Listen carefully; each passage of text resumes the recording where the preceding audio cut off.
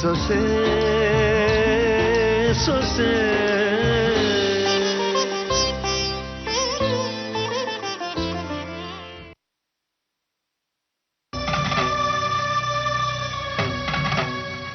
ಸಾಯ್ತಾ ಬಿದ್ದಿದ್ ನಿನ್ನ ಹಾಸ್ಪಿಟ್ಲಿಗೆ ಸೇರಿಸಿ ನಿಂಗೆ ಜೀವ ಉಳಿಸ್ತಾ, ಹಾಗೆ ನಿಂಗೊಂದು ಜೀವನನು ಕೊಟ್ಟ. ಎಲ್ರೂ ನಿನ್ನ ಮನೆಯಿಂದ ಆಚೆ ಹಾಕ್ತಾಗ ನಿನಗೋಸ್ಕರ ಕಾಯ್ತಾ ಇದ್ದಾನೆ ರಾಘವ. ನಿನಗೋಸ್ಕರ ಎಂತೆಂತ ಅವಮಾನಗಳನ್ನ ಸಹಿಸ್ಕೊಂಡಿದ್ದಾನೆ, ಎಂತೆಂತ ಮಾತುಗಳನ್ನ ಕೇಳಿದಾನೆ ಗೊತ್ತಾ? ನೀನ್ ಕರೆದ ತಕ್ಷಣ ಬಂದ್ ತಾಳಿ ಕಟ್ಟ, ಅವನ್ ಮನೆ ತುಂಬಿಸ್ಕೊಂಡ. ಅಂತ ಜೀವದ ಮನೆ ಸೇರಿ ಅವ್ರ ತಾಯಿನ ಸ್ವರ್ಗಕ್ಕೆ ಕಳಿಸ್ ಬಂದಿದ್ಯಲ್ಲ, ನೀನು ಒಂದ್ ಹೆಣ್ಣ. ವಿಷಯ ಗೊತ್ತಿಲ್ಲ, ಏನೇನೋ ಮಾತಾಡ್ಬೇಡ ಅಣ್ಣ ಪ್ಲೀಸ್. ವಿಷಯ ಏನೇ ಆಗಿದ್ರು ರಾಘವನ್ ತಾಯಿ ಸತ್ತಿದ್ದು ನಿನ್ನಿಂದನೇ ಅನ್ನೋದು ಸತ್ಯ ತಾನೆ? ಅಣ್ಣ ಸತ್ಯ ಬೇರೆನೇ ಇದೆ ಅಣ್ಣ, ದಯವಿಟ್ಟು ನೀನಾದ್ರೆ ನನ್ನ ಮಾತನ್ನ ಅರ್ಥ ಮಾಡ್ಕೋ. ಯಾಕೆ ಅರ್ಥ ಮಾಡ್ಕೋಬೇಕು? ನನಗೆ ರಾಘವ 15 ವರ್ಷದ ಫ್ರೆಂಡು. ನೀನ್ ನನಗೆ ನಿನ್ನೆ ಮೊನ್ನೆ ಸಿಕ್ತಳು. ಸತ್ಯ ನನಗೆ ಅವನ ಹತ್ರ ಸಿಗುತ್ತಾ, ನಿನ್ನ ಹತ್ರ ಸಿಗುತ್ತಾ? ಅಣ್ಣ ನಾನೀಗ ತುಂಬಾನೇ ಕೆಟ್ಟ ಪರಿಸ್ಥಿತಿಲಿದ್ದೀನಿ, ದಯವಿಟ್ಟು ನನಗೆ ಸಹಾಯ ಮಾಡು. ನನಗೆ ಇರಕ್ಕೊಂದು ನೆಲೆ ಬೇಕು. ಕೆಟ್ಟ ಪರಿಸ್ಥಿತಿ ನೀನ್ ತಂದ್ಕೊಂಡಿದ್ಯಾ? ನೆಲೆ ಕೊಟ್ಟವ್ರ ಮನೆ ಹಾಳು ಮಾಡೋ ಬುದ್ಧಿ ನಿನಗಿದೆ. ನಿನಗೆ ಈ ಮನೇಲಿ ಜಾಗ ಇಲ್ಲ.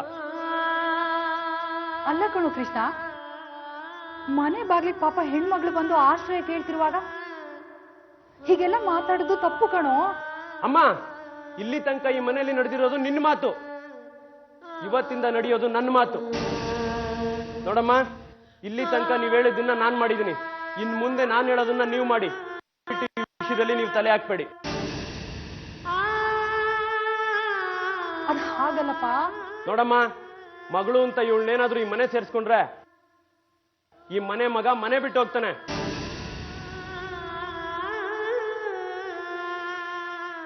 ಆಯ್ತು ಅನ್ನೋದಾದ್ರೆ ನಿಮ್ಮಿಷ್ಟ, ಈ ಮನೆ ಆಳಿ ಅದೃಷ್ಟ. ಥ್ಯಾಂಕ್ಸ್ ಅಣ್ಣ. ಈ ಮನೆ ನಂದು, ಈ ಮನೇಲಿ ನಾನು ಒಬ್ಳು, ಇದು ನನ್ನ ಫ್ಯಾಮಿಲಿ ಅಂತ ಒಂದ್ ಕಾಲದಲ್ಲಿ ನೀವು ನನ್ನನ್ನ ನಂಬಿಸಿದ್ರಿ, ನಾನು ನಂಬಿದ್ದೆ.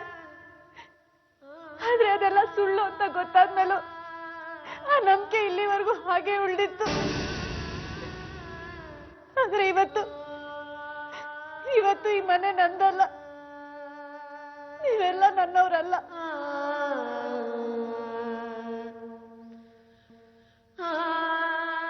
ಆ ಮನೆ ನನ್ನನ್ನ ಈಚೆ ತಳ್ಳಿದ್ರೇನು, ಈ ಮನೆ ನನಗಿದೆ ಅನ್ನೋ ಪ್ರೀತಿಲಿ ದಿಮಾಕಲ್ಲಿ ಇಲ್ಲಿವರೆಗೂ ಬಂದೆ. ಥ್ಯಾಂಕ್ಸ್ ಅಣ್ಣ, ಸತ್ಯ ಏನು ಅನ್ನೋದನ್ನ ನನಗೆ ಅರ್ಥ ಮಾಡಿಸ್ಬಿಟ್ಟೆ. ಬೇಡ, ನನ್ನಿಂದ ಯಾರಿಗೂ ತೊಂದರೆ ಆಗದ್ ಬೇಡ. ಜೀವ ಕೊಟ್ಟಿರೋ ಆ ದೇವ್ರು ಎಲ್ಲೋ ಒಂದ್ ಕಡೆ ಎಲ್ರಿಗೂ ನೀರು ನೆರಳು ಇಟ್ಟಿರ್ತಾನೆ. ನಾನು ಬರ್ತೀನಿ. ಬರ್ಬೇಡ. ನಿನ್ನಂತ ಹೆಣ್ಣಿಗೆ ಈ ಮನೆ ಬಾಗ್ಲು ಯಾವತ್ತೂ ತೆಗೆಯಲ್ಲ.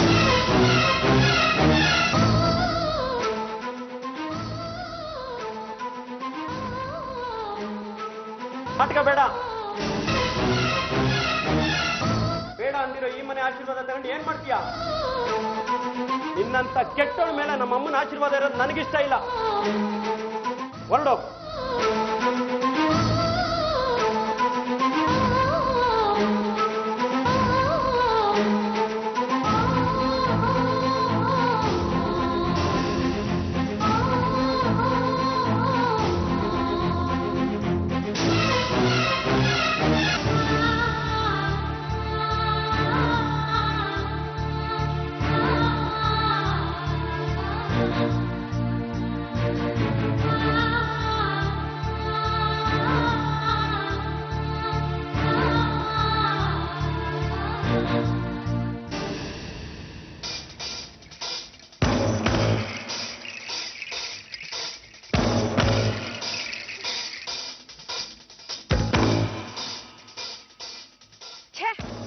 ಈ ಅಪ್ಪನಿಗೆ ಬುದ್ಧಿ ಇಲ್ಲ. ಸಂತೋಷನ ಆಚರಿಸೋ ಟೈಮಲ್ಲೂ ಟೈಮಿಗೆ ಸರಿಯಾಗಿ ಬರಲ್ಲ. ಬಂದೆ ಮಗಳೇ, ಬಂದೆ. ಆದ್ರೆ ಸುಮ್ಮನೆ ಬರೋಕ್ಕಾಗುತ್ತೆ ಹೇಳು? ಸಂಭ್ರಮಾಚರಣೆನ ತಯಾರಿ ಮಾಡ್ಕೊಂಡ್ ಬರ್ಬೇಕಲ್ವಾ? ಅಪ್ಪ, ಏನಿದು ಕಣ್ಣಿಗೆ ಬ್ಯಾಂಡೇಜು?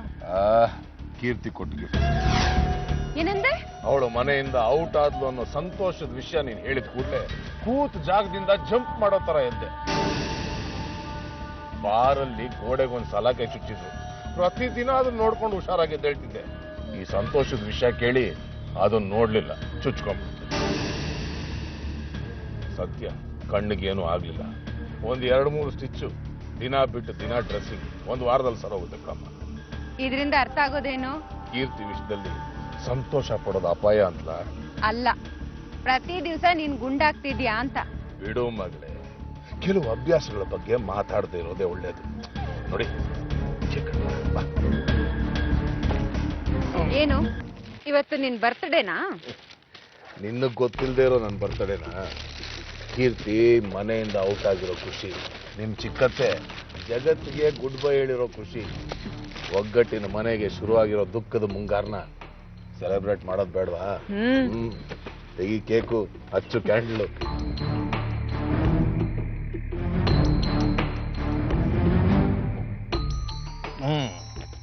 ಇಡು ಕ್ಯಾಂಡಲ್.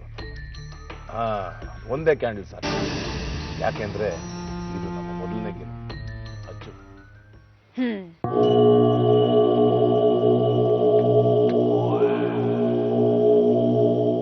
ಇಬ್ರು ಒಟ್ಟಿಗೆ ಉರಬೇಕು. 1, 2, 3.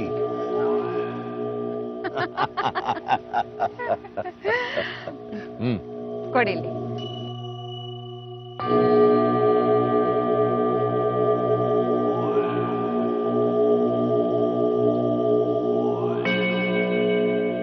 ಸ್ವಲ್ಪ ಕೊಡು. ನೀನ್ ತಿನ್ನು.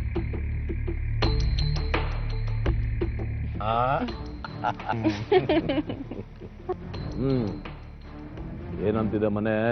ಬಟ್ಟೆ ಒಣಗಾಕೋಕ್ ಮುಂಚೆ ಹಿಂಡುತ್ತಾರೆ, ಹಿಂಡಿದ್ರೆ ನೀರ್ ಬರುತ್ತೆ. ಆದ್ರೆ ಒಗ್ಗಟ್ಟು ಕುಟುಂಬದಲ್ಲಿ ಹಿಂಡದೇನೆ ಕಣ್ಣೀರ್ ಬರ್ತಿದೆ. ಅಳಬೇಕು, ಅಳಬೇಕಮ್ಮ. 10 ಕಣ್ಣೀರೆಲ್ಲ ಬತ್ತೋಗಿ ಭಗವಂತ ಅಳೋದಿಕ್ಕೆ ಇನ್ನೊಂದಷ್ಟು ಕಣ್ಣೀರು ಕೊಡು ಅಂತ ದೇವ್ರನ್ನ ಬೇಡ್ಬೇಕು. ಆ ಮಟ್ಟಕ್ಕೆ ನೋವು ಆಗ್ಬೇಕು. ಅಪ್ಪ, ಆ ಮನೇಲಿ ನಡೀತಾ ಇರೋ ಮೆಲೋ ಡ್ರಾಮಾನ ನನಗ್ ನೋಡಕ್ಕೆ ಆಗ್ತಿಲ್ಲ. ಮನೆಯವರೆಲ್ಲ ಒಟ್ಟೊಟ್ಟಿಗೆ ಸೇರ್ಕೊಂಡು ತಂದೆ ಮಗನ ಸಮಾಧಾನ ಮಾಡ್ತಿರೋದು ನೋಡ್ತಿದ್ರೆ ನನ್ಗೆ ನಗು ಬರ್ತಿತ್ತು. ಅದೇನ್ ಮಾಡ್ಲಿ, ನಾನು ಅಳ್ಬೇಕಾಗಿತ್ತು. ನಾಟಕ ಮಾಡೋದು, ಆ ನಾಟಕನ ಮೇಂಟೈನ್ ಮಾಡೋದು ನನ್ ಕೈಲಿ ತುಂಬಾ ಕಷ್ಟ ಆಗತ್ತಪ್ಪ. ಅಷ್ಟು ಕಷ್ಟಪಟ್ಟಿದ್ದಕ್ಕಲ್ವೇನಮ್ಮ ಇವತ್ತು ಈ ಸಂತೋಷ ನಾವಿಬ್ರು ಅನುಭವಿಸ್ತಾ ಇರೋದು. ಆ ದುಃಖನ ಮರೆಯೋಷ್ಟು ಟೈಮ್ ನಾವು ಅವ್ರಿಗೆ ಕೊಡ್ಬಾರ್ದಪ್ಪ. ಆದ್ರಿಂದ ಚೇತರಿಸ್ಕೊಳ್ಳೋದಕ್ಕಿಂತ ಮುಂಚೆ ಪೆಟ್ ಮೇಲೆ ಪೆಟ್ ಕೊಟ್ಟು ತಲೆ ಎತ್ತದೇ ಇರೋ ಹಾಗೆ ಮಾಡ್ಬಿಡ್ಬೇಕು. ಆಗುತ್ತೆ ಮಗಳೇ, ಎಲ್ಲ ಆಗುತ್ತೆ. ಮುಗಿದೇ ಇರೋ ದುಃಖನ ಹೊತ್ಕೊಂಡು ಆ ಸೀತಾರಾಮಯ್ಯ ಮನೆಯಿಂದ ಹೊರಗಡೆ ಹೋಗೋ ದೃಶ್ಯನ ನೋಡ್ಬೇಕು, ನಾನ್ ನೋಡ್ಬೇಕು. ಆ ಸಮಯಕ್ಕೆ ಸರಿಯಾಗಿ ಒಗ್ಗಟ್ಟು ಅವನ್ಗೆ ಕೈ ಕೊಟ್ಟಿರ್ಬೇಕು. ಸಾಲು ಸಾಲು ಸಾವುಗಳು ಅವನ ಮೈ ಸುಟ್ಟಿರ್ಬೇಕು. ಕಣ್ಣಲ್ಲಿ ರಕ್ತ ಹರಿತಿರ್ಬೇಕು. ಆಗ ನಾನು ಹೋಗಿ ಅವನ ಎದುರುಗಡೆ ನಿಂತ್ಕೋಬೇಕು. ನಾನಲ್ಲಪ್ಪ, ನಾವು.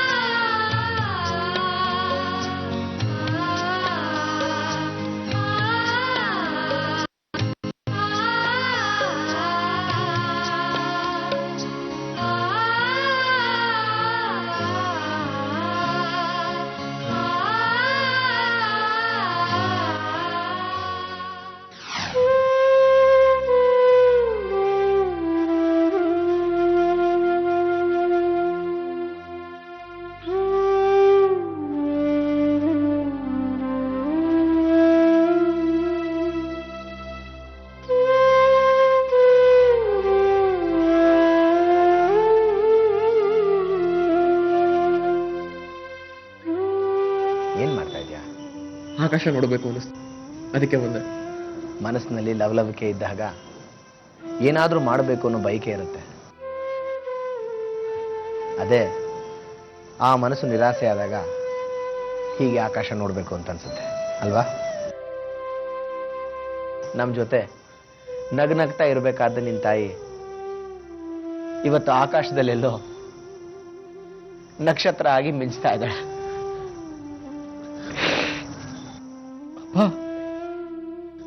ಐಮ್ ಸಾರಿ, ನಿನಗೆ ಸಮಾಧಾನ ಮಾಡಕ್ ಬಂದು ನನಗೆ ಹೇಳು ಬಂದ್ಬಿಡ್ತು. ಕಳ್ಕೊಂಡಿರೋದು ನಿನ್ ಬಾಳ ಸಂಗಾತಿನಲ್ವೇನಪ್ಪ, ದುಃಖ ಆಗುತ್ತೆ. ಆದ್ರೆ ನೀನ್ ಕಳ್ಕೊಂಡಿರೋದು ನೀನು ಹೆತ್ತೋಳಲ್ವೇನೋ. ಬೆಳಗ್ಗೆ ಎಲ್ಲರೂ ನನಗೆ ಸಮಾಧಾನ ಮಾಡಬೇಕಾದ್ರೆ ನನಗೆ ಎಷ್ಟು ಬೇಜಾರಾಯ್ತು ಗೊತ್ತಾ? ನನಗಿಂತ ಜಾಸ್ತಿ ನಿನಗೆ ಬೇಜಾರಾಗಿದ್ದು. ಆದರೆ ಯಾರು ನಿನ್ನ ಮೇಲೆ ಗಮನನೇ ಹರಿಸ್ಲಿಲ್ಲ. ತುಂಬಾ ಬೇಜಾರಾಯ್ತು ಕಣೋ. ಅಪ್ಪ, ನನ್ನ ನೋವಿಗಿಂತ ನಿನ್ನ ನೋವು ದೊಡ್ಡದು. ಇಷ್ಟು ವರ್ಷ ಸಂಸಾರ ಮಾಡಿದ್ ನಿಮ್ಮಿಬ್ರಲ್ಲಿ ಒಂದು ವೇವ್ ಲೆಂತ್ ಇರುತ್ತೆ. ಮಾತಾಡ್ದಿದ್ರು ಮನಸ್ಸುಗಳು ಏನ್ ಹೇಳ್ತಿವೆ ಅನ್ನೋದು ಅರ್ಥ ಆಗುತ್ತೆ. ಒಂದು ಸಣ್ಣ ಕಣ್ಣೋಟ ಒಂದು ದೊಡ್ಡ ಸಮಸ್ಯೆಗೆ ಸಮಾಧಾನ ಹೇಳುತ್ತೆ. ಅಂತ ಅರ್ಥ ಆಗಿ ಇವತ್ತಿಲ್ಲ ಅಂದ್ರೆ ನಿನಗೆಷ್ಟು ನೋವಾಗುತ್ತೆ ಅನ್ನೋದು ನನಗೆ ಅರ್ಥ ಆಗುತ್ತಪ್ಪ, ನನಗೆ ಅರ್ಥ ಆಗುತ್ತೆ. ನಿಜ ಹೇಳ, ನೇರವಾಗಿ ಹೋಗಿ ಸತ್ತು ಹೋಗೋಣ ಅನ್ಸ್ತು. ಆಗ ನೀವಮ್ಮ ಆಡಿದ ಮಾತು ನನಗೆ ಜ್ಞಾಪಕ ಬಂತು. ನಮ್ಮಿಬ್ಬರದು ಲವ್ ಮ್ಯಾರೇಜ್ ಅಲ್ವಾ? ಆಗ ಆವೇಶದಲ್ಲಿ ನಾನೊಂದು ಮಾತು ಹೇಳಿದ್ದೆ, ನಿನ್ನ ಉಸಿರು ನಿಂತು ಹೋದ ಮರುಕ್ಷಣನೇ ನನ್ನ ಉಸಿರು ನಿಂತು ಹೋಗುತ್ತೆ ಅಂತ. ಸಾವಲ್ಲೂ ನಾನು ನಿನ್ ಜೊತೆಯಾಗಿರ್ತೀನಿ ಅಂತ ಹೇಳಿದ್ದೆ. ಅಂದ್ರೆ ಈ ಹುಟ್ಟದೇ ಇರೋ ಮಗನ ಅನಾಥನಾಗಿ ಮಾಡ್ಬೇಕು ಅಂತ ಅವತ್ತೇ ಸ್ಕೆಚ್ ಹಾಕಿದೆ ಅನ್ನೋ. ರಾಘವ, ಶಾರದಾ ಎಂತ ಮಾತು ಹೇಳಿದ್ದು ಗೊತ್ತಾ? ನಾವು ಈ ಭೂಮಿನಲ್ಲಿ ಹುಟ್ಟಿರೋದು ನಮಗೋಸ್ಕರ ಅಲ್ಲ. ದೇವರು ನಮ್ಮಿಂದ ಒಂದು ಕೆಲಸ ಮಾಡಬೇಕು ಅಂತ ನಮ್ಮನ್ನು ಹುಟ್ಟಿಸಿರ್ತಾನೆ. ಯಾವತ್ತು ನಾವು ಆ ಕೆಲಸನ ಪೂರ್ತಿಗೊಳಿಸ್ತೀವೋ ಆವತ್ತು ಯಾರೇ ನಮ್ಮನ್ನ ತಡೆದ್ರೂ ಕೂಡ ನಾವು ಈ ಭೂಮಿಗೆ ಟಾಟಾ ಹೇಳ್ತೀವಿ ಅಂತ. ನನಗೋಸ್ಕರ ನೀನು ಬದುಕದೆ ಹೋದ್ರೂ ಪರವಾಗಿಲ್ಲ, ಆದ್ರೆ ಆ ದೇವರು ಕೊಟ್ಟಿರೋ ಕೆಲಸನ ಸಂಪೂರ್ಣವಾಗಿ ಮುಗಿಸ್ಬಾ ಅಂತಂದು.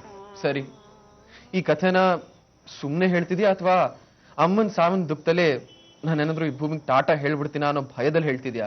ನಿಜ ಹೇಳಬೇಕು ಅಂದ್ರೆ ಭಯ ರಾಘವ. ನಾನು ಒಬ್ಬಳನ್ನ ಕಳ್ಕೊಂಡಿದ್ದೀನಿ, ನೀನು ಇಬ್ಬರನ್ನ ಕಳ್ಕೊಂಡಿದ್ಯಾ. ನೀನು ಕೀರ್ತಿನ ಇಷ್ಟಪಟ್ಟೆ ತಾನೇ ಮದುವೆ ಆಗಿದ್ದು? ಇಷ್ಟಪಟ್ಟೆ, ಆದ್ರೆ ತುಂಬಾ ತುಂಬಾ ಕಷ್ಟಪಟ್ಟು ಮದುವೆ ಆದೆ. ಅದಕ್ಕಿಂತ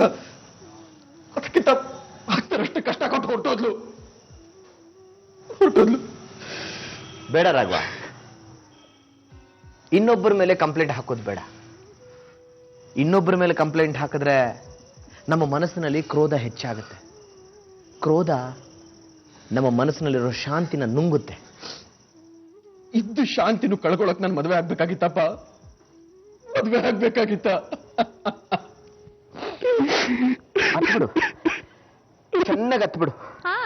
ಏನೋ ಹತ್ರೆ ಹೃದಯ ಹಗರಾಗುತ್ತೆ. ಹತ್ಬಿಡು.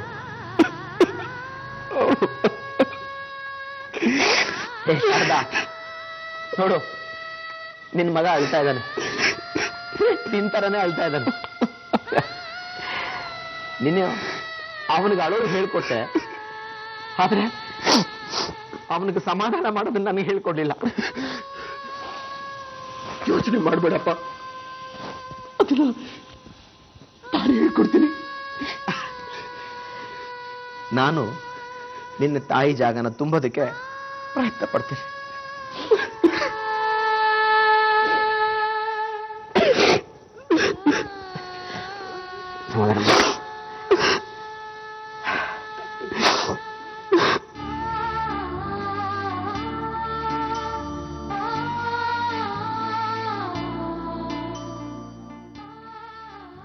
ಬದುಕಿನ ಎಲ್ಲಾ ಬಾಗಿಲುಗಳು ಮುಚ್ಚಿದಾಗ ಈ ಆಶ್ರಮದ ಬಾಗ್ಲು ಮಾತ್ರ ನಿನ್ ಪಾಲಕ್ ತೆಗ್ದೇ ಇರುತ್ತೆ ಅಂತ ಗುರುಜಿ ಹೇಳಿದ್ರು. ಆದ್ರೆ ನಾನ್ ಮಾತ್ರ ರಾಘವ್ ಜೊತೆ ಜೀವನ ಕಳಿತೀನಿ, ಇಲ್ಲಿಗೆ ಬರೋ ಅವಕಾಶನೇ ಬರಲ್ಲ ಅನ್ಕೊಂಡಿದ್ದೆ. ಆದ್ರೆ ಮತ್ತೆ ಬರ್ಬೇಕಾಗಿದೆ. ಯಾವುದೇ ಮುಜುಗರ ಇಲ್ದೆ ನಾನು ಇಲ್ಲೇ ಇರ್ತೀನಿ ಅಂತ ಹೇಳ್ಬೋದಾದ ಒಂದೇ ಜಾಗ ಇದು, ಒಂದೇ ಜಾಗ ಇದು.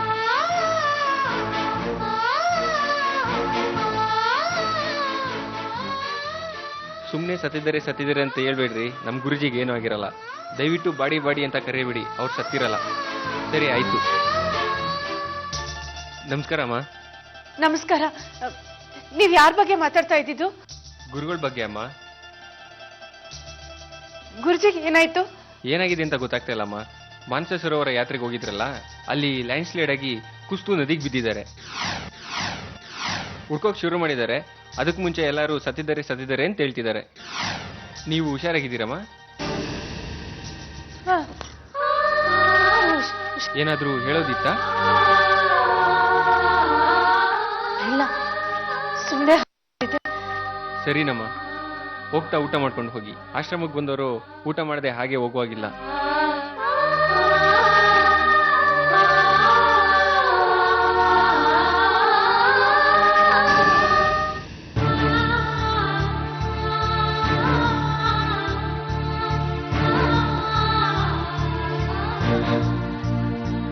ಇಲ್ಲ ಗುರುಜಿ, ನನ್ ಮನ್ಸು ಹೇಳ್ತಿದೆ ನಿಮ್ಗೇನು ಆಗಿರೋದಕ್ಕೆ ಸಾಧ್ಯ ಇಲ್ಲ. ನೊಂದ ಜೀವಗಳಿಗೆ ಆಶ್ರಯ ಕೊಡ್ತಿದ್ದವ್ರು ನೀವು. ನಿಮ್ಮ ಜೀವಕ್ಕೆ ಅಪಾಯ ಆಗಿರೋದಕ್ಕೆ ಸಾಧ್ಯನೇ ಇಲ್ಲ, ಸಾಧ್ಯವಿಲ್ಲ. ಆಶ್ರಮದಲ್ಲಿರೋಣ ಅನ್ಕೊಂಡ್ ಬಂದೆ ಗುರುಜಿ. ನಾನಿಲ್ಲಿರ್ತೀನಿ ಅಂತ ನಿಮ್ಮನ್ ಬಿಟ್ಟು ಬೇರೆ ಯಾರಿಗೂ ಹೇಳೋದಕ್ಕೆ ನನ್ ಕೈಯಲ್ಲಿ ಆಗ್ತಿಲ್ಲ ಗುರುಜಿ.